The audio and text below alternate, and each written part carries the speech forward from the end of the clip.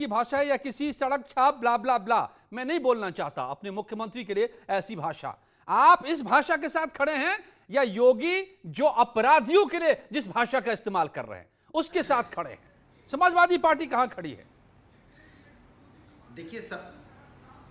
देखिए सवाल यह है कि जब से भारतीय जनता पार्टी की सरकार इस देश में या उत्तर प्रदेश में आई है, भाषा की मर्यादा खत्म की है।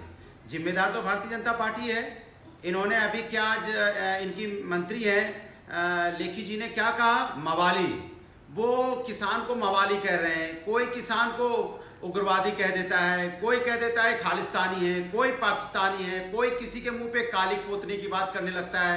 तो आपने तो भाषाएं सुनी है ना, तो ये भाषाओं का दुरुपयोग जो होता है, भाषा शैली का जो इस्तेमाल है, गलत इस्तेमाल, किसने शुरुआत की? भारतीय जनता पार्टी ने। यही हमेशा हर भाषा शैली, अगर उत्तर प्रदेश के अंदर या देश के अंदर जो राजनीति में गंदी भाषा का इस्तेमाल जो हुआ है, जो अपमानित भाषाओं का इस्तेमाल शुरू हुआ है, वो भारतीय जनता पार्टी ने किया है और भारतीय जनता पार्टी इसकी जिम्मेदार है। उत्तर प्रदेश के मुख्यमंत्री जी की भाषा शैली आपने देखी है किस तरह की रही है, किस तरह की भाषा शैली उनकी रही, बताइए। एक मुख्यमंत्री को शोभा देता है कि ठोक देंगे, एक ठोक दोगे नीति क्या है? मुख्यमंत्री की भाषा शैली होनी चाहिए। ये उत्तर प्रदेश है, संस्कृति और संस्कारिक प्रदेश है और समाजवादियों ने तय किया है कि उत्तर प्रदेश को हमें सांस्कृतिक और सांस्कारिक प्रदेश बनाना है। इसको हमें आपराधिक और यहाँ पे सांप्रदायिक प्रदेश नहीं बनाना है। जो उत्तर प्रदेश की भारतीय जनता पार्टी की सरकार यहाँ सांप्रदायिक और आपराधिक प्रदेश बनाना चाहती है। सीएम तो कह रहे हैं कि अपराधियों की जमीन जब्त कर लेंगे, यही तो कह रहे हैं वो। सांस्कृतिक भाई, अपराधियों की जमीन जब्त करने के लिए कोई मना नहीं कर रहा है, लेकिन आप अगर लोकतंत्र में तानाशाही कहेंगे कि कोई आके प्रदर्शन करेगा सरकार के खिलाफ, सरकार की गलत नीतियों के खिलाफ, लोकतांत्रिक तरीके से, संवैधानिक अधिकारिक तरीके से आके अपनी बात कहेगा तो आप उसकी संपत्ति जब्त कर लेंगे। ये क्या है? तानाशाही नीति क्या है? तो मैं जाऊं अब प्रेमकांत जी के पास, आप साफ कर दीजिए, क्या ये प्रदर्शन करने वालों के खिलाफ है? क्या यहाँ पे खबरें दबाई जाने लगे, ये बयान और विज्ञापन शुरू हो जाए और सच के सामने, और जो सच बोले उसको सजा मिलने लग जाए, अनुराग जी, और यहाँ पे रिप्लाई धर्म की हार होने लग जाए, उस समय तानाशाही शुरू होती है जो बीजेपी कर रही है। ऑलराइट, ये किसके लिए बयान है? अपराधियों के लिए या प्रदर्शन करने वालों के लिए? शलभ जी। बीजेपी के लिए, बीजेपी यहाँ अधर्म का जीत करना चाहती है।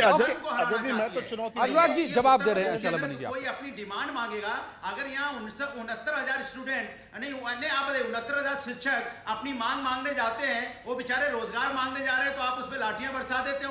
उनको ऐसा लगता है उनको तो नियुक्ति पत्र बांटा है, उसी मौके पर तो उन्होंने बात कही है। ये किसके लिए है? शलभ मणि जी, ये साफ कर दीजिए।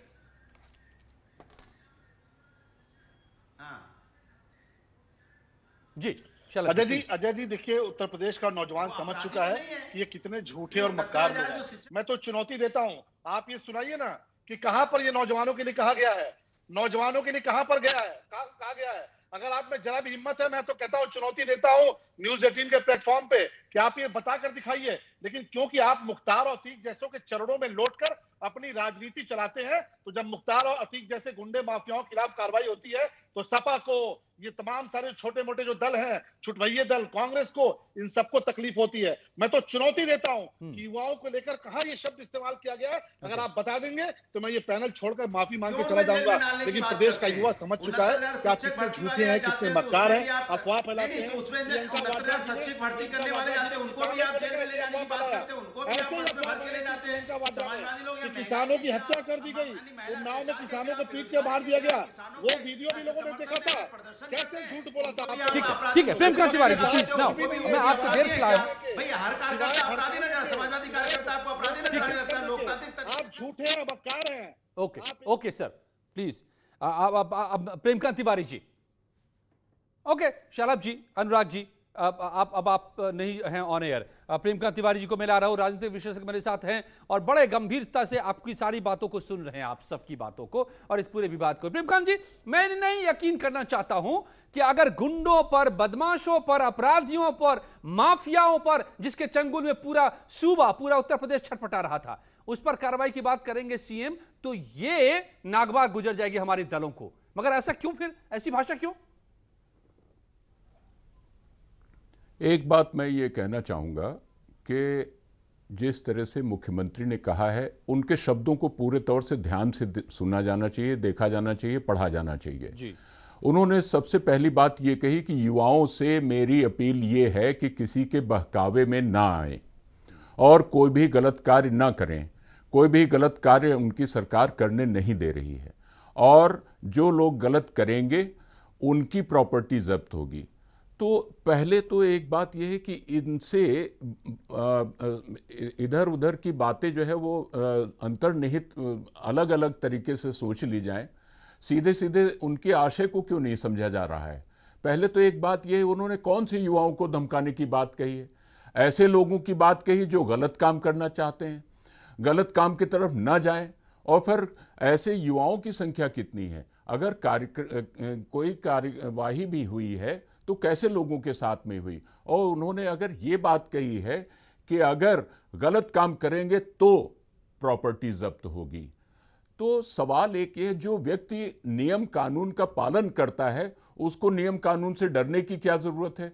उसको मुख्यमंत्री या मंत्री से या सरकार से डरने की क्या जरूरत है? जरूरत तो उसी को है जो गलत काम कर रहा है। Absolutely. और ये एक तरीके से चेतावनी है, एक तरीके से आगाह करने की बात है। और मैं नहीं समझता हूं इससे जिनके संबंध में ये बात कही गई वो युवा कितने प्रभावित हुए हैं। युवा वही प्रभावित हो रहे हैं जो वास्तव में किसी गलत काम को पसंद करने वाले अगर हैं, लेकिन मैं समझता हूं अधिसंख्य युवा ऐसे हैं जो नियम और कानून का पालन करना चाहते हैं, अपना करियर बनाना चाहते हैं, अच्छी राह चलना चाहते हैं। ये केवल चेतावनी या वार्निंग उन लोगों के खिलाफ है जो गलत काम करने की प्रवृत्ति से प्रभावित होने की जिनकी आशंका है। तो इस लिहाज से इनसे कोई मिसकंस्ट्रू गलत अर्थ निकालने की जरूरत नहीं। बाकी लोकतंत्र एक